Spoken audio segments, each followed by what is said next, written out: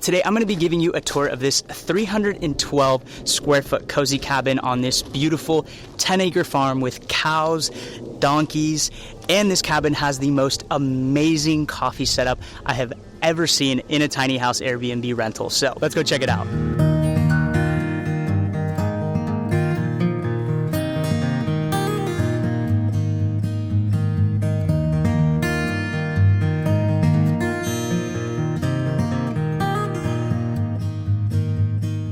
Hey guys, welcome to this 312 square foot cozy cabin out here at the Wandering Star Farms. This is a 10-acre property out here in the hill country in Dripping Springs, Texas, just about 20 minutes south of Austin. And this is my second time out here actually. I came here a little over a year ago, and this is a wonderful property. It is one of my favorites. It's not a huge property, but they've done a wonderful job giving you a lot of space in between these little cabin rentals. And last time I got to stay in one of their larger modern cabins that I actually did a tour of here on this YouTube channel. I'll put the link below as well in the description so you guys can come check this place out. But today we're going to be giving you a tour of this 312 square foot cozy cabin with the most amazing coffee setup I have ever seen, and I cannot wait to show you guys. So let's go check it out. Alright guys, so welcome to the inside of the cozy cabin. We are going to be starting off the tour with my favorite part of this house, which is obviously the kitchen and this incredible coffee setup. Then we'll get to everything else, the bedroom, the bathroom, the loft. When you first walk in, you're going to see the bedroom and the living on your right hand side, and then you're going to see this kitchen and workspace on your left hand side. So on this side, we have a pretty unique kitchen setup that I really love. On the left hand side, we have that retro fridge, and every time there's a retro fridge in these tiny houses in these small spaces, I love it so much. Moving on to this side, we have an L-shaped kitchen with a little bit of countertop space. On that side, we have the microwave, some cooking utensils, and a Keurig, of course, if you would like to revert to making some normal coffee, which I have nothing against. But when you have this incredible coffee setup, I would really urge you to try this setup out, because I have yet to stay and film a tiny house that has such an incredible coffee setup that I wish I even had in my full-time tiny house on wheels. On the left-hand side, we have that electric gooseneck kettle from Fellow, which I've actually seen a couple times in a few other tiny houses that I've filmed. It is one of my favorites because you get to control the temperature of the water, and that provides for a much more consistent brew. In the middle, we have an electric Fellow grinder. You can adjust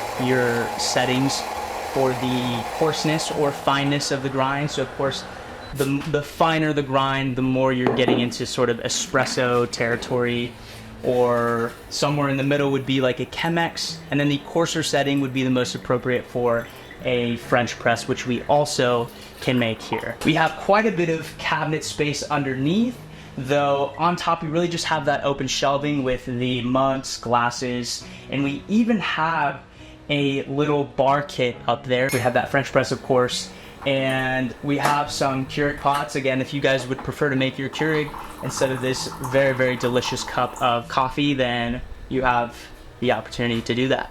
And then on this side over here, which I love that they did this, instead of extending the cabinets all the way and just having more storage space for a short-term rental and maybe even for full-time living, I feel like this is a more ideal setup. They completely remove the cabinets, you lose a little bit of storage, but what you gain is a dedicated dining space for two people. And I guess you could even include a third person if you added a stool on that side, but a wonderful space to have your meals. This side over here was my favorite spot to sit down, have a cup of coffee, do some work. You get this incredible view of this outdoor living space, which is what we're going to talk about next. So we have this sliding glass door right here, and you come out to this wonderful covered outdoor living space with an aluminum picnic table directly in front of you.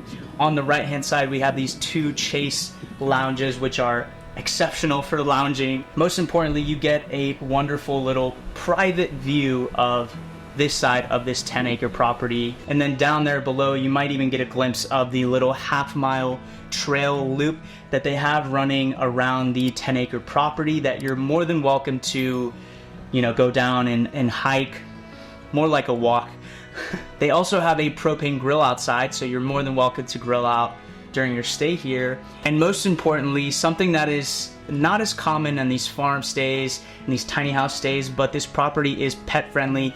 Even despite having cows, donkeys, a chicken coop, they have those animals in a dedicated space on the property, so they're not running around. It's a wonderful space to be able to bring your pets. You can walk them on leash pretty much anywhere around the property, and the space is just perfect for them. And lastly, on this side of the house, we have this wonderful working space. We have this adjustable desk, which you can do some work in, maybe can even provide an extra eating space, but this desk can adjust to standing height. So if you guys intend to work remotely from this cabin, you're more than welcome to. We have some pretty fast Wi-Fi, you have a dedicated workspace, and most importantly, a comfortable workspace. So that is pretty much it on this side of the tiny cabin. Let's take you to that side and show you the rest of the house. All right, so welcome to the sleeping and living area of this cozy little cabin. When you first walk into the house, the first thing you're gonna see on your right-hand side is this sleeping area, the bedroom. Even though it's not an enclosed space, you still have a dedicated and a very comfortable sleeping space. So we have this queen size bed, very, very comfortable. And on both sides of the bed, we have these really unique little bedside tables. They have this little hanging rack on them. We don't have a dedicated closet space for that, but we have these really cool bedside tables that you can hang a couple shirts on each side. My biggest hack that I always like to tell you guys when you're looking at these tiny spaces and envisioning yourself living them is to always design vertically, to make use of the vertical space. On this side, we have the living area with these two very, very comfortable, I think they're leather chairs, though they may not be, don't quote me on that. Unfortunately, they don't face the TV, but that's fine because the bed does. So if you are someone who likes to watch TV in bed, then it's going to be the best setup for you. We have a TV with Netflix, and we have a Sonos surround system, which is a very, very nice upgrade to the TV watching experience that you guys will appreciate as well. My favorite thing to do here was to just sit, relax, have my cup of coffee, maybe read a book if you brought one. Unfortunately, I didn't bring one, but they have this nifty worst case scenario survival handbook. So if you want to brush up on your survival skills, then this is a perfect place to do it. Next, we're gonna take you into that corner bathroom. Now this is a wet bathroom, so if you're unfamiliar with that, it basically means that the shower, the toilet, and the vanity are kind of all in one singular space.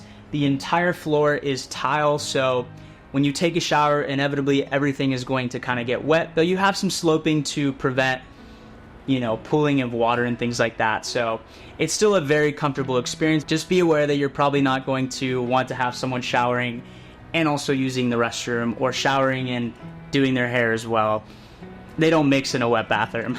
And last but not least, we're going to take these stairs up to that additional loft space. Now, unfortunately, even though I can stand up in the middle of that, and I'm pretty short, this doesn't count as additional floor space. So just keep that in mind when you're thinking of the total square footage of this space. There would be space for a twin bed on either side of this loft if you were thinking of a space like this for full-time living and you would like to have some space for guests. Now, one nice feature that this loft has is this little gate right at the base of the stairs. Now, before we finish off this tour, I realized I forgot to tell you guys the dimensions of this cabin, and I know you guys are gonna be very curious. So it measures about 23.5 feet in length by 13.25 feet in width, giving us that square footage of 312 square feet. So that is a tour of this 312 square foot cozy cabin out here at Wandering Star Farms. I hope you guys enjoyed this tour almost as much as I enjoyed staying here. I'm super grateful to have had a chance to come back out here. I hope you guys take a chance to come check this place out. I will leave the Airbnb listing in the description below. And as always, guys, if you enjoyed this tour, I would greatly appreciate it if you left this video a thumbs up and consider subscribing to the channel so that we can continue connecting with people that would be interested in these cabin tours, treehouse, tiny house tours, as well as connect you to other tiny house creators in this space. I hope you guys have a great rest of your weeks, and I will see you in the next one.